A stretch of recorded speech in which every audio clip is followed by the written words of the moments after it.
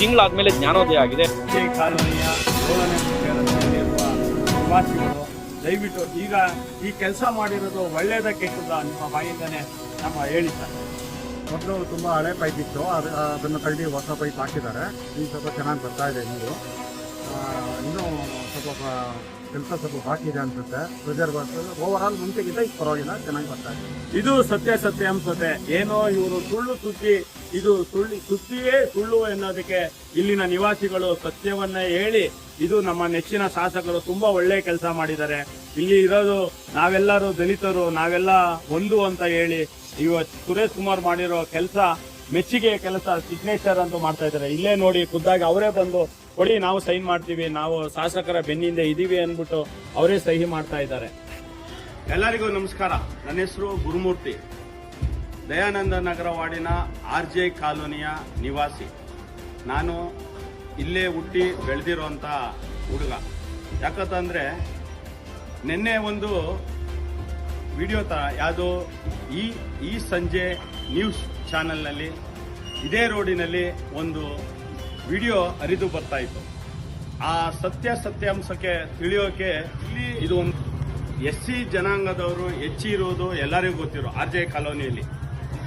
ಆದ್ದರಿಂದ ಇಲ್ಲಿ ಸ್ವಲ್ಪ ನೀರಿನ ಸಮಸ್ಯೆ ಇತ್ತು ಅಂದ್ಬಿಟ್ಟು 8ನೇ ಅಡ್ಡ ರಸ್ತೆ 7ನೇ ಅಡ್ಡ ರಸ್ತೆ ನಿವಾಸಿಗಳು ಏನು ನಮ್ಮ ಶಾಸಕರ ನೆಚ್ಚಿನ ಕಾರ್ಯಕ್ರಮ ಆಗಿರುವ ಜನಸ್ಪಂದನ ಹಾಗೂ ವಾರ್ಡ್ ನಡಿಗೆ ಕಾರ್ಯಕ್ರಮಕ್ಕೆ ನಡೀತಾ ಇತ್ತು. ಈ ಕಾರ್ಯಕ್ರಮ ನಡೀತಾ ಇದೆ. ಜನಸ್ಪಂದನ ಕಾರ್ಯಕ್ರಮಕ್ಕೆ ಬಂದು ಅವರು ತಿಳಿಸಿದ್ರು ಏನು RJ ಕಾಲೋನಿ ದಯಾನಂದ ನಗರದ ವಾರ್ಡ್ನ RJ ಕಾಲೋನಿಯಲ್ಲಿ ನೀರು ಸಮಸ್ಯೆ ಇದೆ ಅಂತ.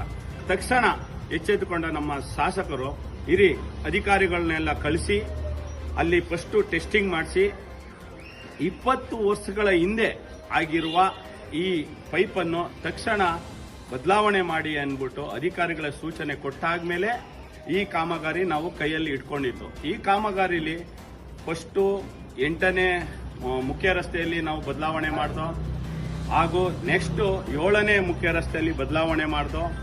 ಇಲ್ಲಿ 6 ಬದಲಾವಣೆ ಮಾಡಿದಾಗ ಈ ಜಾಲತಾಣದಲ್ಲಿ 7ನೇ ಏನು 6ನೇ ಮುಖ್ಯ ರಸ್ತೆ ಜಾಲತಾಣದಲ್ಲಿ ಬಂದಿರೋದು ವಿಷಯ ಈ ಟಾರ್ನ ಅಗಿತಾ ಇದ್ದಾರೆ ಅಂತ. ಈ ಟಾರ್ ಅವರು ಸುಳ್ಳು ಮಾಹಿತಿ ಕೊಟ್ಟಿದ್ದಾರೆ. ಈ ಟಾರು ಅಗದು 1 ತಿಂಗಳಾಯ್ತು ಅಂತ. ಈ ಟಾರ್ ಹಾಕಿ 6 ತಿಂಗಳ ಮೇಲಾಗಿದೆ ಈ ರೋಡಿನ ಟಾರ್ ಹಾಕಿ.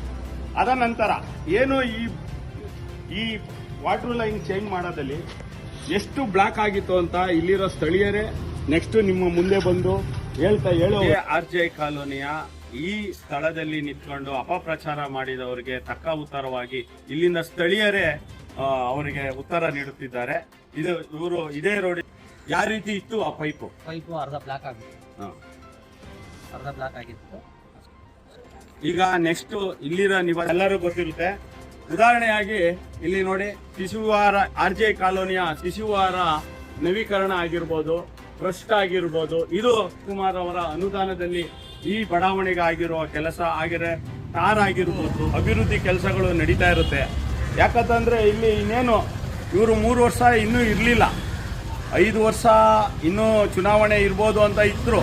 ಆದರೆ ಈ ಚುನಾವಣೆ ಹತ್ರ ಬಂದಿರುವಾಗ ಕಾರಣ ಏನಾದ್ರು ಶಾಸಕರ ಮೇಲೆ ಒಂದು ಅಪವಾದ ಮಾಡಲೇಬೇಕನ್ನೋ ಉದ್ದೇಶಕ್ಕಾಗಿ ಏನು ಹಿಂದೆ ಚುನಾವಣೆಯಲ್ಲಿ ಅವರ ಪರಾಜಿತವಾಗಿದ್ದ ಬೆಂಬಲಿಗ ಅಭ್ಯರ್ಥಿಯ ಬೆಂಗಾವಲಾಗಿ ಕೆಲಸ ಮಾಡಿದಂಥ ಅವರು ಇವಾಗ ಶಾಸಕರ ಮೇಲೆ ಅಪಪ್ರಚಾರ ಮಾಡುತ್ತಿರುವುದು ತುಂಬ ಕ್ಷಾಣೆಯಾಗುತ್ತದೆ. ಯಾಕೊತ್ತಾ ಅಂದರೆ ಒಬ್ಬ ಕೆಲಸ ಮಾಡಿರೋ ವ್ಯಕ್ತಿ ಹಲವಾರು ಅಭಿವೃದ್ಧಿ ಕೆಲಸ ಮಾಡಿದ್ದಾರೆ. ನಮ್ಮ ಇಲ್ಲಿ RJ ಕಾಲೋನಿ ಬಡಾವಣೆಯಲ್ಲಿ ದಲಿತರಿಗೆ ತುಂಬ ಏನಂದರೆ ಬಲಗೈಗೆ ಮಾಡಿರೋ ಕೆಲಸ ಎಡಗೈಗೆ ಗೊತ್ತಾಗಬಾರೋ ರೀತಿಯಲ್ಲಿ ತುಂಬ ಅನುಕೂಲಗಳನ್ನು ಮಾಡಿಕೊಟ್ಟಿದ್ದಾರೆ. ಒಂದೇ ಒಂದು ಎಕ್ಸಾಂಪಲ್ ಕೊಡ್ತೀನಿ. ಒಬ್ಬ ಇದೇ ಬಡಾವಣೆಯ ಹುಡುಗ ಶಿಕ್ಷಣ ಇದರಲ್ಲಿ ಇದ್ದು ಸಸ್ಪೆಂಡ್ ಆಗಿರೋರಿಗೆ ಖುದ್ದಾಗಿ ಕಾರಲ್ಲಿ ಕರ್ಕೊಂಡು ಹೋಗ್ಬಿಟ್ಟು ಅವ್ರಿಗೆ ಕೆಲಸ ಕೊಡಿಸೋವಂಥ ಕೆಲಸವನ್ನು ನಮ್ಮ ನೆಚ್ಚಿನ ಶಾಸಕರು ಮಾಡಿದ್ದಾರೆ. ಅದಾದ ನಂತರ ಏನು ಇಲ್ಲಿ ಒಬ್ಬ ವ್ಯಕ್ತಿ ಹೇಳಿದ್ರು ಬೆಂಗಾವಲು ನನ್ನ ಬಿಡೋದೇ ಇಲ್ಲ ಅಂತ. ಅವರು ಇಲ್ಲಿ ರಾಜಾಜಿನಗರ ಪೇದೆ ಆಗಿದ್ರು, ಪೊಲೀಸ್ ಪೇದೆ. ಅವ್ರ ಹತ್ರ ಒಡನಾಟ ಚೆನ್ನಾಗಿತ್ತು, ಶಾಸಕರ ಒಡನಾಟ. ಅವ್ರ ಬಗ್ಗೆ ಎಲ್ಲ ಗೊತ್ತಿದ್ರೂ ಆ ಥರ ಸುಳ್ಳು ಮಾಹಿತಿ ನೀಡಿದ್ದಾರೆ. ಅವರ ಪೊಲೀಸ್ ಬೇರೆ ಆಗಿರತ್ತೆ, ಒಂದು ಬೇಜಾರಾಗುತ್ತೆ. ಯಾಕಂತಂದರೆ ಅವರು ಆ ರೀತಿ ಹೇಳ್ಬಾರ್ದಾಯ್ತು. ನಮ್ಮ ಬೆಂಗಾವಲವರು ನಮ್ಮ ಸುರೇಶ್ ಕುಮಾರ್ ಅವರ ಹತ್ರನೇ ಬರೋಕ್ಕೆ ಬಿಡಲ್ಲ. ಯಾಕಂತಂದರೆ ಬೆಂಗಾವಲು ಇಲ್ಲದೆ ಓಡಾಡುವ ಶಾಸಕರು ಯಾರೇ ಒಬ್ಬರು ಇದ್ದಾರೆ ಅಂದರೆ ಅವರು ರಾಜಾಜಿನಗರ ಶಾಸಕರಾದ ನಮ್ಮ ಸುರೇಶ್ ಕುಮಾರ್ ಅಂತ ಹೇಳಕ್ಕೆ ನಾವು ಇಷ್ಟಪಡ್ತೀವಿ. ಇಲ್ಲೆಲ್ಲ ಪೂರ್ತಿ ದಲಿತರು ಇರೋದು. ದಲಿತರ ಏರಿಯಾಗೆ ಸುರೇಶ್ ಕುಮಾರ್ ಬರಲ್ಲ. ಅವ್ರು ಬ್ರಾಹ್ಮಣರವರು, ನಾವು ದಲಿತರು. ಇನ್ನೊಂದು ವಿಷಯ, ಸಂತೋಷದ ವಿಷಯ ಅಂದರೆ ಇದೇ ದಲಿತರ ಜಾಗದಲ್ಲಿ, ದಲಿತರ ಬಡಾವಣೆಯಲ್ಲಿ ಯಾರಾದರೂ ಶಾಸಕರು ಮನೆ ಕಟ್ಸಿರೋ ಒಬ್ಬರು ಇದ್ದಾರೆ ಅಂದರೆ ಇದೇ ನಮ್ಮ ನೆಚ್ಚಿನ ಶಾಸಕರಾದ ಸುರೇಶ್ ಕುಮಾರ್. ಈ ಮನೆ ನೋಡಿ, ಇದೇ ದಲಿತರ ಬಡಾವಣೆಯಲ್ಲಿ ನೆಚ್ಚಿನ ಶಾಸಕರು ಕಟ್ಟಿಸಿಕೊಟ್ಟಿರುವ ಮನೆ ಇದಾಗಿದೆ. ಈ ಮನೆ, ಆಮೇಲೆ ಈ ಮನೆ ದಲಿತರಿಗೆ ಈ ಸುಂದರವಾದ ಮನೆ ಕಟ್ಕೊಟ್ಟಿದ್ದಾರೆ. ಇದೊಂದು ಮನೆ, ದಯವಿಟ್ಟು ನೋಡಿ. ಇಲ್ಲೊಂದು ಮನೆ, ಇಲ್ಲೇ ಈ ಜಾಗದಲ್ಲಿ ಏನಂದರೆ ದಲಿತರಿಗೆ ಒಟ್ಟು ದಯಾನಂದ ನಗರ ವಾರ್ಡಿನಲ್ಲಿ 180 ಮನೆ ಕಟ್ಕೊಟ್ಟಿದ್ದಾರೆ. ಅದು ದಲಿತರಿಗೆ. ಉದಾಹರಣೆ, RJ ಕಾಲೋನಿಯಲ್ಲಿ 25 ಮನೆ ಕಟ್ಸ್ಕೊಟ್ಟಿರುವಂಥ ಏಕೈಕ ಶಾಸಕರಾಗಿರ್ತಾರೆ ಅದು ನಮ್ಮ ಸುರೇಶ್ ಕುಮಾರ್. ಬನ್ನಿ, ಅವರ ಈ ಮನೆ ಮಾಲೀಕರಾದ ರಾಜ ಬೇಕಾದ್ರೆ ಒಂದು ಮಾತು ಕೇಳ್ತೀನಿ, ವಿಚಾರಿಸಿ ದಯವಿಟ್ಟು. ಈ ಮನೆ ಕಟ್ಸ್ಕೊಟ್ಟಿರೋದು ಯಾರು ಅಂತ ಹೇಳ್ತೀರಾ? ಸನ್ಮಾನ್ಯ ಸುರೇಶ್ ಕುಮಾರ್ ಸಾಹೇಬರು ನಮ್ಮ ಏರಿಯಾದಲ್ಲಿ 21 ಮನೆಗಳನ್ನು ಕಟ್ಟಿಸಿದ್ದಾರೆ. ನಾನು ಹುಟ್ಟಾಗಿಂದ ಯಾರು ಯಾವ MLA ಈ ಥರ ಬಂದು ಮನೆ ಹತ್ರಕ್ಕೆ ಬಂದು ಇದು ಏನೋ ಮಾಡಲಿಲ್ಲ. ದಲಿತರಿಗೆ ತುಂಬ ಸಹಾಯ ಮಾಡಿದ್ದಾರೆ, ಇನ್ನೂ ಮಾಡ್ತಲೇ ಇದ್ದಾರೆ. ಅವ್ರಿಗೂ ನಮ್ಮ ಧನ್ಯವಾದಗಳು ಸುರೇಶ್ ಕುಮಾರ್ ಸಾಹೇಬ್. ಮತ್ತು ನೀರ್ದು ಪ್ರಾಬ್ಲಮ್ ಇತ್ತು, ನಮ್ಮೊಬ್ಬರಿಗೆ ಪ್ರಾಬ್ಲಮ್ ಇಲ್ಲ, ಇಡೀ ಏರಿಯಾಗೆ ಪ್ರಾಬ್ಲಮ್ಮು. ಪೈಪ್ ಚೇಂಜ್ ಮಾಡಿಸ್ತಾವ್ರೆ, ಹೌದು, ಅದಕ್ಕೂ ಒಳ್ಳೆ ಕೆಲಸನೇ ಮಾಡಿಸ್ತಾವ್ರೆ. ನಾವು ದಲಿತರಾದ್ರೂ ಅವ್ರು ಬಂದು ನಮ್ಮ ಯೋಗಕ್ಷೇಮ ಕೇಳಿ ಹೋಗ್ತಾರೆ. ಅದಕ್ಕೆ ನಮ್ಗೆ ಭಾರಿ ಸಂತೋಷ. ದಲಿತರು ಏನು ಸುರೇಶ್ ಕುಮಾರ್ ದಲಿತರು ಕಂಡ್ರೆ ಆಗಲ್ಲ, ಬರೋದಿಲ್ಲ ಅಂದರೆ ಈ ಮನೇನ ಬುದ್ಧಿ ಪೂಜೆ ಮಾಡಿದ್ದೆ ಸುರೇಶ್ ಕುಮಾರ್ ಅಂತ ಹೇಳಕ್ಕೆ ನಾನು ಇಷ್ಟಪಡ್ತೀನಿ. ಹಾಗೂ ಈ ಮನೆ ಓಪನ್ ಸೆರೆಮನಿಗೂ ಸುರೇಶ್ ಕುಮಾರ್ ಅವರು ಬಂದಿದ್ದರು. ಹಾಗೂ ನಂತರ ಇನ್ನೊಬ್ಬರಾದ್ರೆ ನಿವಾಸಿಗಳು ಮಾತಾಡ್ತಾರೆ ನಮ್ಮ ನೆಚ್ಚಿನ ಸುರೇಶ್ ಕುಮಾರ್ ಬಗ್ಗೆ. ಇಲ್ಲಿನ ದಲಿತರು ನಿವಾಸಿಗಳು ಹೇಳಿ ಅಮ್ಮ, ಹೇಳಿ ಅಕ್ಕ. ಇಲ್ಲಪ್ಪ, ನೀರು ಬರ್ತಾ ಇರ್ಲಿಲ್ಲ. ಏನು 20 ವರ್ಷದ ಪೈಪ್ಗಳು ಎಲ್ಲ ಹುಳ ತಿಂದು ಎಲ್ಲ ಅರ್ಧಂಬರ್ಧ ಆಗೋಗ್ಬಿಟ್ಟಿತ್ತು. ಕ್ಲೀನಾಗಿ ಇವಾಗ ನಾವು ಕಂಪ್ಲೇಂಟ್ ಮಾಡಿದ್ಮೇಲೆ ಎಲ್ಲ ಸರಿ ಮಾಡೋರು. ಏನು ಸುಮ್ಮನೆ ಆಗಕ್ಕೆ ನಾವು ಗುಚ್ಚಲ್ಲ, ಕ್ಲೀನಾಗಿ ಎಲ್ಲ ಇದಾಗೋಗ್ಬಿಟ್ಟಿತ್ತಲ್ವಾ, ಎಲ್ಲ ತೆಗ್ದು ಹೊಸ ಪೈಪ್ಗಳು ಹಾಕವ್ರಿ. ಏನು ಎಂಥ ಮೋಸ ಮಾಡಿ ಏನು ಹಾಕಿಲ್ಲ, ಹಳೇ ಪೈಪ್ಗಳು ಅವೆಲ್ಲನೂ. ನೀರೇ ಬರ್ತಿರ್ಲಿಲ್ಲ ನಮಗೆ. ತಕ್ಷಣನೇ ಅವ್ರು ಇದು ಮಾಡಿ ಎಲ್ಲ ಪೈಪೆಲ್ಲ ತೆಗೆಸಿ ಮಾಡಿ. ನಮ್ಮ ನೆಚ್ಚಿನ ಶಾಸಕರು ಈ ಬಡಾವಣೆಯಲ್ಲಿ ದಲಿತರಿಗೆ ನಿರ್ಮಿಸಿದಂಥ ಈ ಮನೆಗೂ ಸಹ ಅವರು ಗುದ್ಲಿ ಪೂಜೆಗೂ ಬಂದಿದ್ದರು, ಹಾಗೂ ಓಪನ್ ಸೆರೆಮನಿಗೂ ಬಂದಿದ್ದರು. ಅವರು ನಿವಾಸಿಗಳಿಗೆ ಅವ್ರನ್ನ ಯಾವ ರೀತಿ ಹೇಳ್ತಾರೆ ಸುರೇಶ್ ಕುಮಾರ್ ಬಗ್ಗೆ ಅಂತ ನಾವು ಕೇಳೋಣ ಬನ್ನಿ. ಇದೇ ರೋಡಿನಲ್ಲಿ RJ ಕಾಲೋನಿ. ಅಕ್ಕ ಹೇಳಿ, ನಿಮ್ಗೇನು ಗೊತ್ತಿದೆ ಸುರೇಶ್ ಕುಮಾರ್ ಏನು ಮನೆ ಕಟ್ಕೊಟ್ಟಿರೋದು ಅದ್ರ ಬಗ್ಗೆ ಹೇಳಿ ಅಕ್ಕ, ಅವ್ರು ನಿಮ್ಮ ಅನಿಸಿಕೆ. ತುಂಬ ಚೆನ್ನಾಗಿ ಎಲ್ಲ ವ್ಯವಸ್ಥೆಗಳನ್ನು ಮನೆ ಕಟ್ಕೊಟ್ಟಿರೋದು, ಪ್ರತಿಯೊಂದು ಬೇರೆ ಬೇರೆ ಎಲ್ಲ ಸೌಕರ್ಯಗಳನ್ನ ಮಾಡಿಕೊಟ್ಟಿದ್ದಾರೆ. ಇದೇ ಬಡಾವಣೆಯಲ್ಲಿ ಎಷ್ಟು ವರ್ಷ ಬೇರೆಯವರು ರಾಜಕೀಯ ಮಾಡ್ತಾರೆ ಅನ್ನೋದು ಗೊತ್ತಿಲ್ಲ, ಆದರೆ ಇದೇ RJ ಕಾಲೋನಿಯಲ್ಲಿ ಮೊಟ್ಟ ಮೊದಲು ಬಾರಿಗೆ ಸೂರು ಇಲ್ಲದವರಿಗೆ ಸೂರು ಕೊಟ್ಟಿರುವ ಒಬ್ಬ ದೀನ ದಲಿತರ ನಾಯಕರಂದರೆ ತಪ್ಪಾಗಲಾರದು. ಹಾಗೂ ಏನು ಇಲ್ಲಿ ಅಪಪ್ರಚಾರ ಮಾಡಿದರೋ ಅದೇ ರಸ್ತೆಯಲ್ಲಿರೋ ಜನರು ನಮ್ಮ ಶಾಸಕರ ಪರವಾಗಿ ಸಹಿ ಸಂಗ್ರಹಣೆ ಮಾಡ್ತಾ ಇದ್ದೀವಿ, ಫೋನ್ ನಂಬರ್ ಸಂಗ್ರಹಣೆ ಮಾಡ್ತಾ ಇದ್ದೀವಿ. ಪ್ರಚಾರ ಮಾಡಿದರೆ ಅವರು ಇಲ್ಲಿ ಸಮಸ್ಯೆಗಳ ಇರ್ತಕ್ಕಂಥವ್ರಲ್ಲ, ಬೇರೆ ಕಡೆ ಇರ್ತಕ್ಕಂಥವ್ರು. ಅವರು ಸುಮ್ಮನೆ ನಮ್ಮ ಸಾಹೇಬ್ರಿಗೆ, ಸುರೇಶ್ ಕುಮಾರ್ ಸಾಹೇಬ್ರಿಗೆ ಕೆಟ್ಟ ಹೆಸರು ಬರಲಿ ಅನ್ನೋದಕ್ಕೋಸ್ಕರ ಈ ಮಾಹಿತಿಯನ್ನು ಹರಿಬಿಟ್ಟಿದ್ದಾರೆ.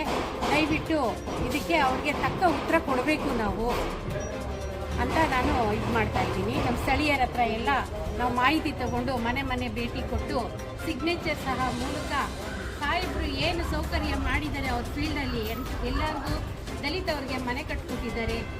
ಸಿಂಗಲ್ ಪೇರೆಂಟ್ ಆದಂತಹ ಅಂದರೆ ಇಲ್ಲಿ ಒಳ್ಳೆ ಕೆಲಸಕ್ಕೆ ಯಾರು ಅಡ್ಡಿ ಮಾಡಲ್ಲ. ಕೆಲವರು ಅವರ ಬೇಳೆ ಬೇಯಿಸ್ಕೊಳ್ಳೋಕ್ಕೆ, ಅವ್ರಿಗೆ ಬೇರೆ ಅನುಕೂಲ ಆಗೋಕ್ಕೆ, ಯಾರನ್ನೋ ಮೆಚ್ಚಿಸೋಕ್ಕೋಸ್ಕರ ನಾವು RJ ಕಾಲೋನಿ ಈ ಥರ ಮಾಡ್ತಾ ಇದೀವಿ ಅಂತ ಯಾರನ್ನೋ ಮೆಚ್ಚಿಸೋಕ್ಕೋಸ್ಕರ ಈ ರೀತಿ ಸುದ್ದಿ ವಿಡಿಯೋ ಮಾಡಿ ಹರಡಿಬಿಟ್ಟಿದ್ದಾರೆ. ಇದು ಸತ್ಯಾಂಶ. ಇಲ್ಲಿ ನೋಡಿ, ನಮ್ಮ ದಯಾನಂದ ನಗರ ವಾರ್ಡಿನ 7ನೇ ಕ್ರಾಸಿನ ಇದೇ ದಲಿತ ನಿವಾಸಿಗಳಾದ 7ನೇ ಕ್ಲಾಸ್ನಲ್ಲಿ ನಾವು ಏನು ಈ ಪೈಪ್ನ ಬದಲಾವಣೆ ಮಾಡಿರುವಂಥ ಅವ್ರದೇ ಒಂದು ಒಪಿನಿಯನ್ ಕೇಳೋಣ. ಹಾಂ, ಹೇಳಿ ಅಕ್ಕ. ಸುರೇಶ್ ಕುಮಾರ್ ಮಾಡಿರೋ ಕೆಲಸ ಒಳ್ಳೆಯದ ಏನು ಅಂತ ಹೇಳಿ.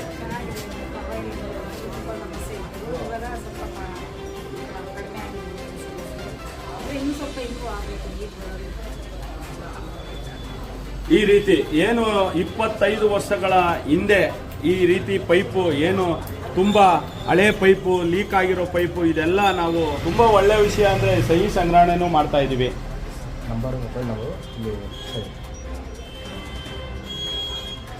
ಇದು ಯಾವುದು ಬಲವಂತಕ್ಕೆ ನಾವು ಯಾರಿಗೂ ಮಾಡಿಸ್ತಾ ಇಲ್ಲ. ಯಾಕಂತ ಅಂದರೆ ಇವರ ವಿಡಿಯೋ ಇವರು ಬಲವಂತವಾಗಿ ನಿಲ್ಲಿಸಿ ಮಾಡಿರೋಂಥ ವಿಡಿಯೋ. ಯಾಕಂದರೆ ಇವರು ಏನು 10-15 ವರ್ಷದಿಂದ ಚುನಾವಣೆ ಯಾರು ಪರಾಜಿತ ಆಗಿದ್ದರೋ ಅವರ ಬೆಂಗಾವಲನ್ನು ಇವರು ಬಲವಂತವಾಗಿ ನಿಲ್ಲಿಸ್ಕೊಂಡು ವಿಡಿಯೋ ಮಾಡೋಕ್ಕೆ, ಅದು ಸುಳ್ಳು ಅನ್ನೋದಕ್ಕೆ ಹೇಳಕ್ಕೆ ಇದು ಸತ್ಯ.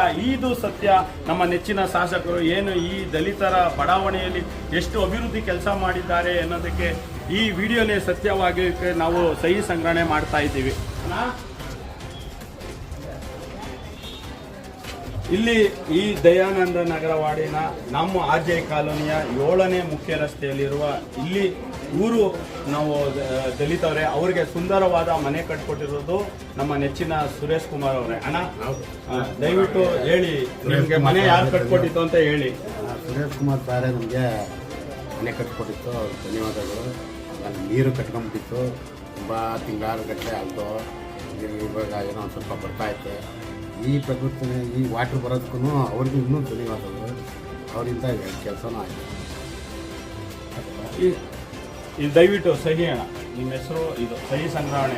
ಇದು ನಮ್ಮ ನೆಚ್ಚಿನ ಶಾಸಕರು ಮಾಡಿರೋ ಒಳ್ಳೆ ಕೆಲಸಕ್ಕೆ ಬೇರೆಯವರೆಲ್ಲ ಅಪಪ್ರಚಾರ ಮಾಡ್ತಾ ಇದ್ರಲ್ವಾ, ಇದು ನಿಮ್ಮ ಶಾಸಕರ ಬೆಂಬಲಕ್ಕೆ ನಾವು ನಿಂತಿದ್ದೀವಿ ಅನ್ನೋದಕ್ಕೆ ಸಹಿ ಸಂಗ್ರಹಣೆ. ಅದಕ್ಕೆ ಸೈನ್ ಮಾಡಿ, ಹೆಸರು ಸೈನ್ ಮಾಡಿ.